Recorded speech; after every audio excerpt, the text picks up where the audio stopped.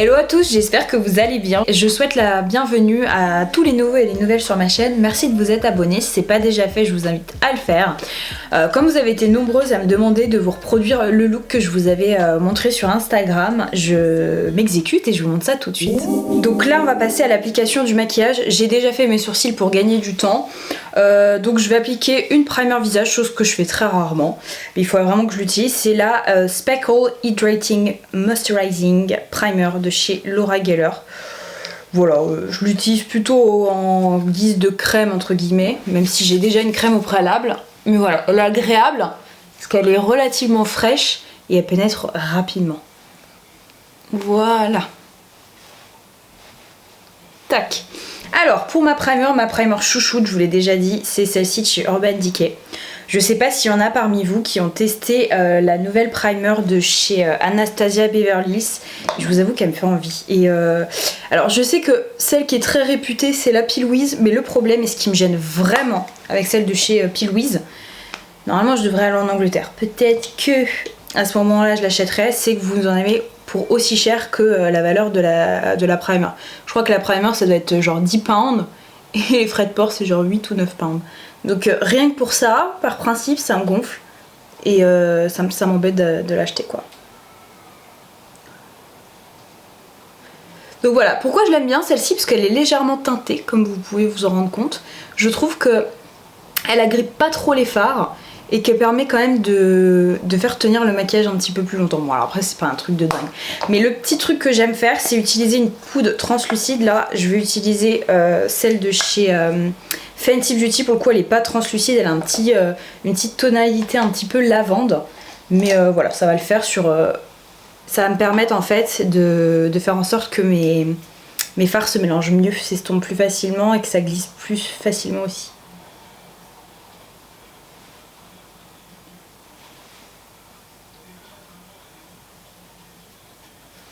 Voilà, donc maintenant la première chose que je vais faire, je vais venir utiliser la palette Tartelette Toasted de chez Tarte, et je vais venir utiliser mon pinceau chouchou pour estomper, à savoir celui de chez Real Technique qui s'appelle pas, si il s'appelle le B04, et je vais venir utiliser la teinte juste ici, j'espère ne pas vous éblouir, qui s'appelle Warmth.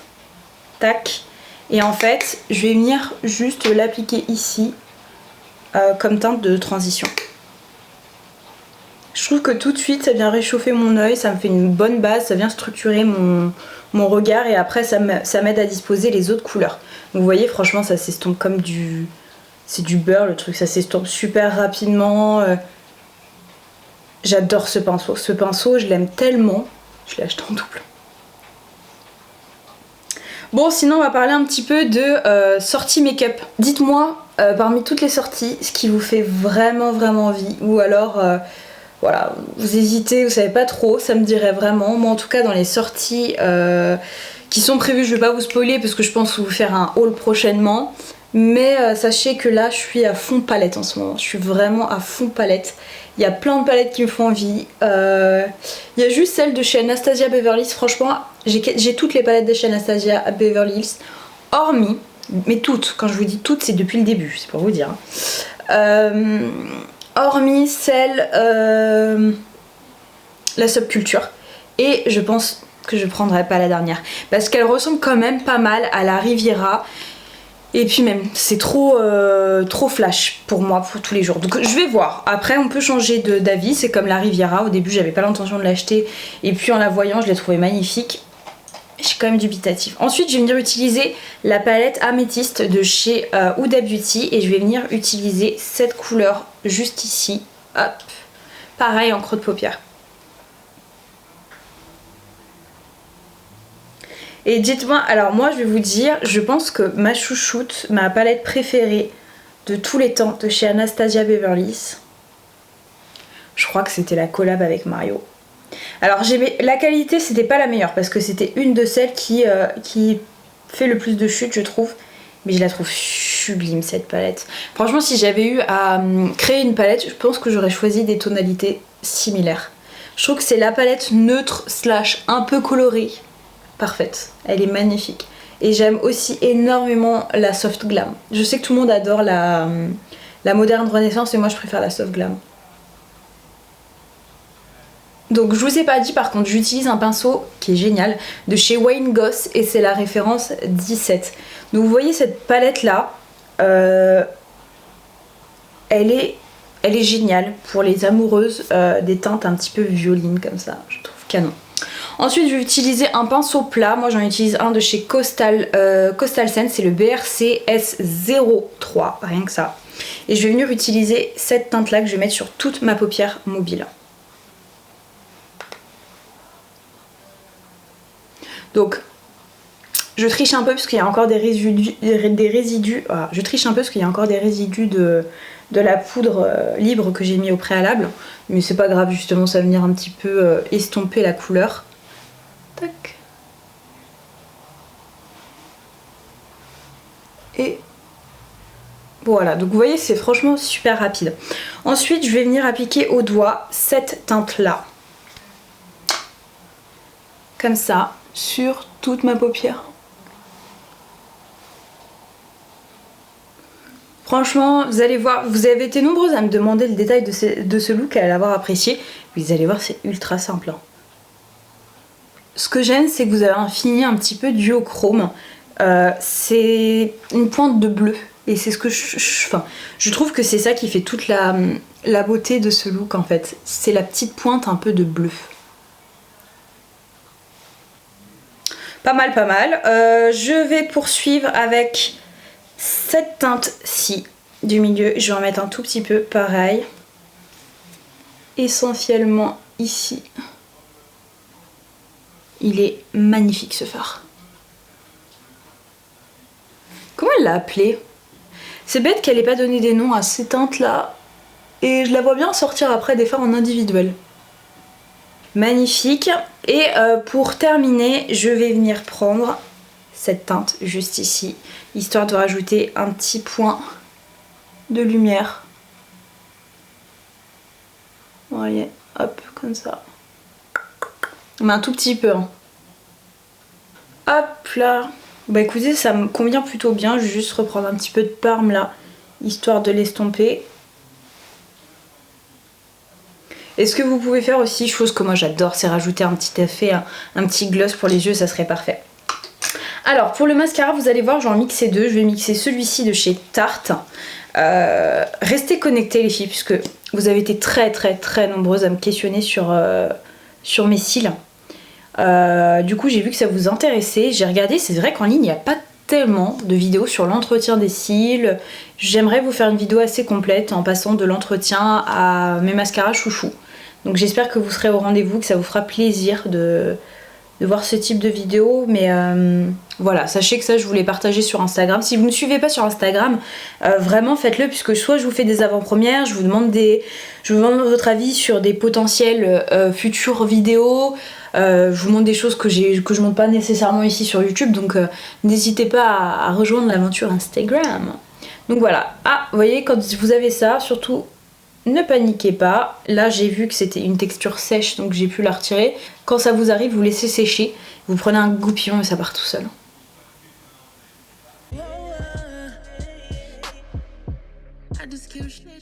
Donc vous voyez, là je viens d'appliquer le premier mascara, et ensuite ce que je vais faire, c'est que je vais rajouter le Pump and Volume de chez Dior. Je sais même pas pourquoi j'ai mis le noir au préalable, parce qu'habituellement je mets uniquement le violet, mais voilà, sachez que c'est possible de les superposer. Moi j'aime bien quand c'est comme ça, mais en général j'utilise cette combinaison là quand je vais au travail, parce que je trouve que c'est un tout petit peu plus portable le violet comme ça.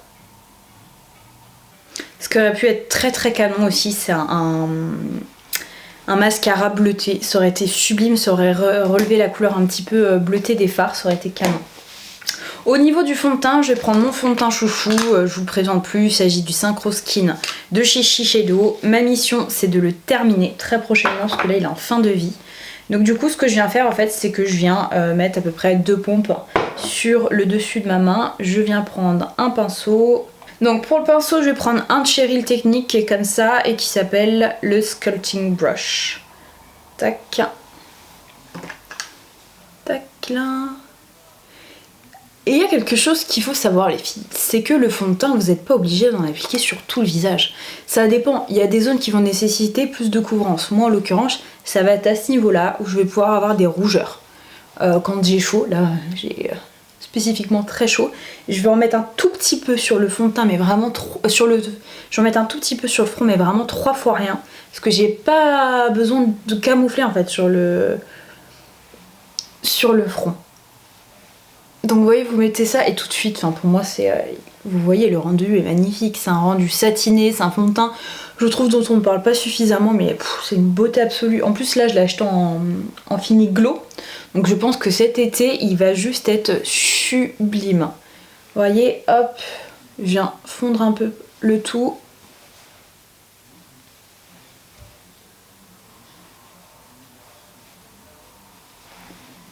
Ensuite, je viens prendre mon Beauty Blender et en fait le Beauty Blender c'est vraiment pour fondre un petit peu le tout et rendre le tout un petit peu plus naturel.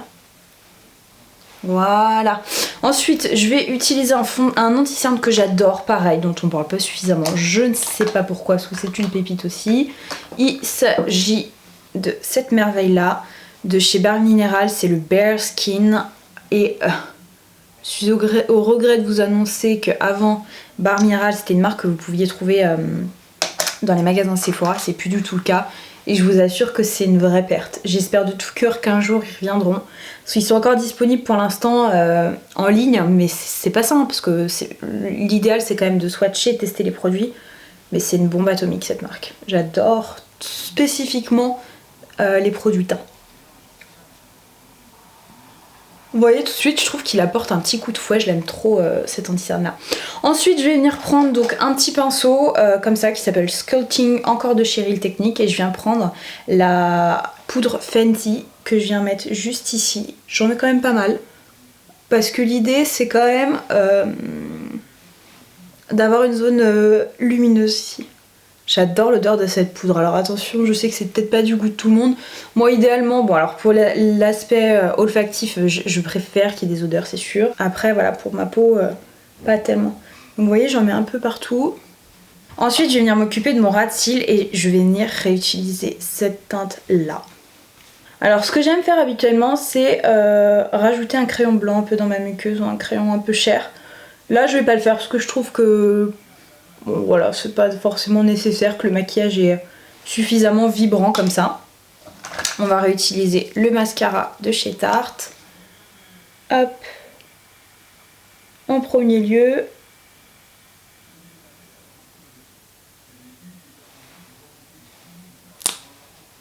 Le ras de cils, ça change tout, c'est incroyable. Le fait d'ajouter du fard à paupières à ce niveau-là, je trouve que ça agrandit l'œil et que ça termine le maquillage, c'est fou.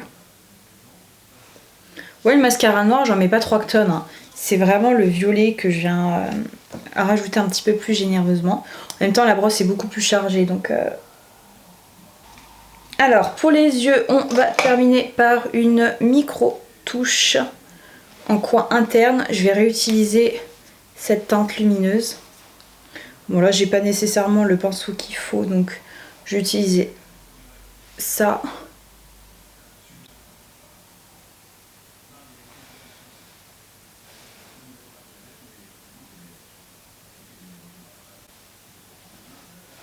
Voilà pour les yeux. On va terminer le teint maintenant. Pour le teint, je vais utiliser l'highlighter liquide de chez Charlotte Tilbury, le Hollywood Flawless Filter, que j'adore. Tac. Et en fait, je vais pas me prendre la tête, je vais l'appliquer à même mon visage, comme ça. Tac, un, deux, ici, un tout petit peu là. Tac, et là. Vous pouvez tout à fait le mettre avant l'application de votre fond de teint. Vous pouvez tout à fait l'appliquer avant en fait. Moi je préfère l'appliquer après. Voilà, préférence personnelle, mais j'ai déjà aussi essayé de l'appliquer avant, c'était aussi très joli. Hop là. Vous voyez tout de suite la dimension que ça donne au teint, j'adore. On va poursuivre avec le bronzer, et pour le bronzer ça sera le Princess Park Avenue de chez Tarte que j'aime beaucoup. Je vous l'ai présenté dans mes derniers favoris, je l'adore ce truc là. Tac. En fait, je trouve que c'est la bonne tonalité. C'est ni trop chaud, ni trop froid, ni trop taupe. Surtout parce que c'est des teintes que j'aime pas tellement. Moi, je suis pas forcément une adepte du contouring, honnêtement. Je déteste en faire.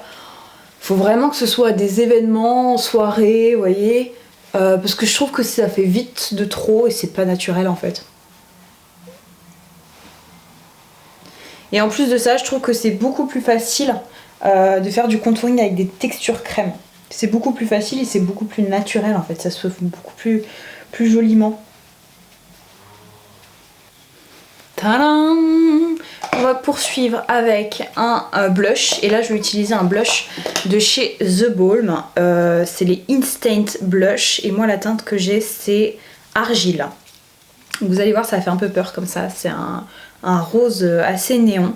Et moi, j'adore. Ça apporte une petite touche de fraîcheur, vous allez voir. Un peu poupée, vous voyez. J'adore ce blush. Ah, vous pouvez en rajouter un petit peu là pour donner un petit effet plus naturel et très très frais. On va terminer le teint avec un highlighter poudre. Et pour l'highlighter poudre, j'ai décidé de prendre l'highlighter de chez Jouer en teinte citrine. C'est quelque chose de très intense. Il est sublimissime cet highlighter là. Je trouve que les highlighters Jouer sont vraiment bons et on n'en parle pas suffisamment. Et ensuite, je vais utiliser mon pinceau chouchou pour ça, c'est le 134 Luxe Powder Fusion. Par contre là je viens de me réaliser, j'ai fait tout le tuto sans avoir remis du vernis à ce doigt là. C'est pas grave, hein, c'est un concept. Hop, regardez-moi la beauté de ce truc. Si c'est pas merveilleux. Vous voyez là à l'écran à quel point il est magnifique. Je pense que vous le voyez. Oh là là, regardez-moi ça. Ouh. Donc voilà pour le teint. Pour fondre le tout, je vais utiliser ce spray là de chez Mario Badescu. Voilà. Tac. Et maintenant je vais passer aux lèvres. Je sais pas si vous avez vu les filles. Ce nouveau scandale. Je vais utiliser un de mes rouges à lèvres Rockstar Chouchou, c'est de chez Maybelline et c'est la teinte Balès Beige.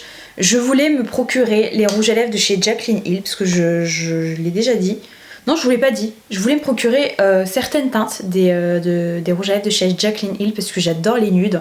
Je sais que c'est la queen des nudes, en plus des nudes au sous-ton rosé. Bref, quoi qu'il en soit, ça me faisait envie. Mais là, je viens de voir un de ces bad buzz. A priori, c'est... dans ces rouges à lèvres, il a été retrouvé des cheveux. Le laboratoire avec lequel il travaille, je sais pas, hein, je n'en sais rien. Et manifestement, au niveau de l'hygiène, ça a pas l'air de trop être ça. Et voilà, il y a plusieurs clientes qui se sont plaints d'avoir des choses assez répugnantes dans leur rouge à lèvres. A priori, il y en a qui sentiraient un peu le rance. Enfin voilà, c'est vraiment pas une belle vitrine, ça me donne pas du tout envie d'acheter ces produits-là.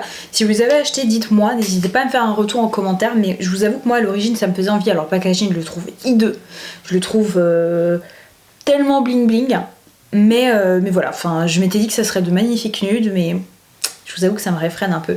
Vous avez vu à quel point il est magnifique ce rouge à lèvres là, et en fait pour enlever le côté un peu trop nude, j'aime bien le tapoter un petit peu, et je trouve que la teinte est parfaite. Voilà mes belles, et écoutez, j'espère que ce look vous aura plu. N'hésitez pas à me dire si vous avez essayé de le reproduire. Je trouve que c'est magnifique sur n'importe quel type de couleur d'iris. Hein. Le violet c'est sublime sur les iris verts, sur le marron, et ça peut être aussi magnifique sur les yeux bleus. Donc ne vous dites pas « Ah oui mais j'ai telle ou telle couleur d'yeux, je pense pas que ça m'irait ». Faites-le et vous verrez à quel point c'est assez sublime. Je vous fais de très gros bisous et je vous dis à bientôt.